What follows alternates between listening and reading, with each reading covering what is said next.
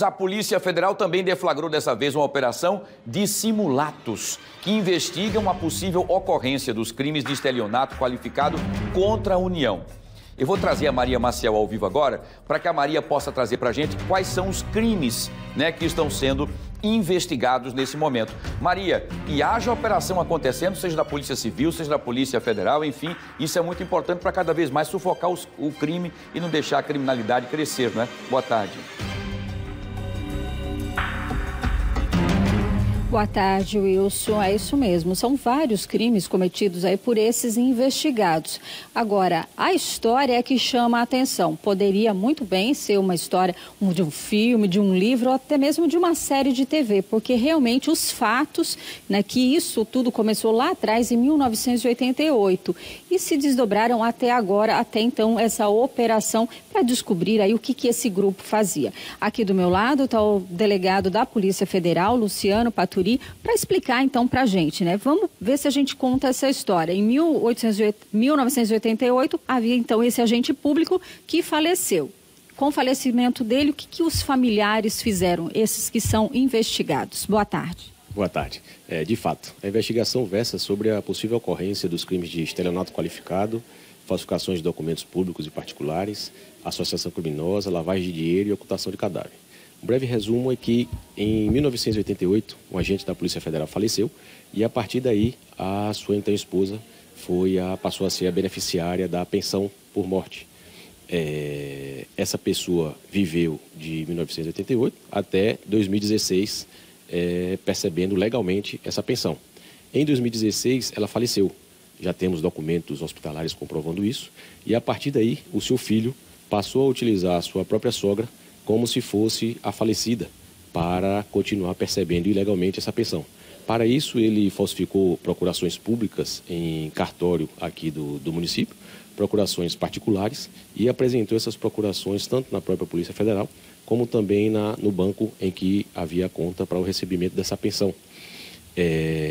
Isso perdurou, essa fraude perdurou de 2016 até 2022, ele utilizando esses documentos para fazer essa prova de vida. Agora, a sogra também faleceu, Isso. Em 2016, com o falecimento, ele não apresentou a declaração de óbito no cartório para expedir a certidão de óbito, fez o velório em uma igreja que ele próprio construiu e se auto-intitulava pastor e ocultou esse cadáver. Até hoje, esse cadáver não foi localizado. Ao ser várias vezes inquirido, ele sempre apresenta respostas evasivas. E em 2020, houve o falecimento da sua sogra, que fazia-se passar pela falecida no pico da pandemia. Porém, por sorte do investigado, naquele momento estava suspensa a denominada prova de vida para preservar os idosos que eram as principais vítimas da famigerada pandemia de Covid-19. Então, entre 2020 até 2022, com base nesse benefício legal da suspensão da prova de vida, ele continuou percebendo o benefício sem que precisasse apresentar qualquer documento. Em 2022, passou a ser obrigatório novamente a prova de vida e, a partir daí, começou o procedimento administrativo para verificar a regularidade do pagamento dessa pensão. Porém, mais uma vez, ele mostrou evasivas, não correspondeu aos chamados da Polícia Federal para apresentar os documentos comprobatórios e passou aí, a partir daí, a ser uma questão criminal. Foi instaurado o inquérito policial e culminou com a investigação que, ora, nós estamos relatando com a operação de simulados. Quais os valores que eles teriam recebido de forma ilícita ao longo desse tempo? Considerando apenas o somatório do valor da pensão de abril de 2016 até outubro de 2022, com a correção e juros, chega ao importe de aproximadamente R$ 2.100.000. Esse valor ainda não é o valor total que foi auferido ilicitamente, porque há processos judiciais que os servidores ganharam ao longo do tempo e, a partir daí, foram expedidos precatórios.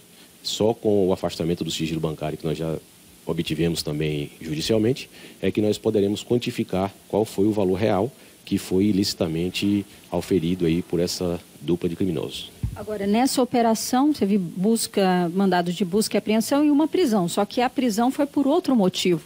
Isso. No âmbito da investigação da Polícia Federal, foram cumpridos 2 mandados de busca, um em Arapiraca e um aqui, além do sequestro de bens móveis e imóveis, visando aí o futuro ressarcimento desse dano ao erário.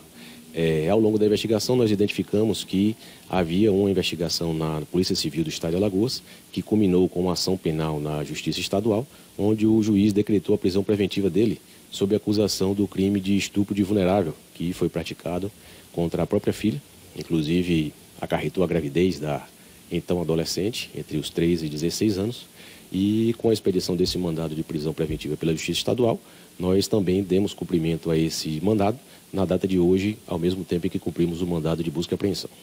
Ok, muito obrigada, delegado, pelas informações. Realmente uma história aí difícil até de acreditar, mas o fato é que ele, né, se juntou com a esposa e usou também a sogra ali num momento, né, os três começaram a receber ilicitamente esses valores e com a morte da sogra ainda receberam por um tempo esse dinheiro e agora foram alvos então dessa operação, são investigados e podem responder então por esses crimes.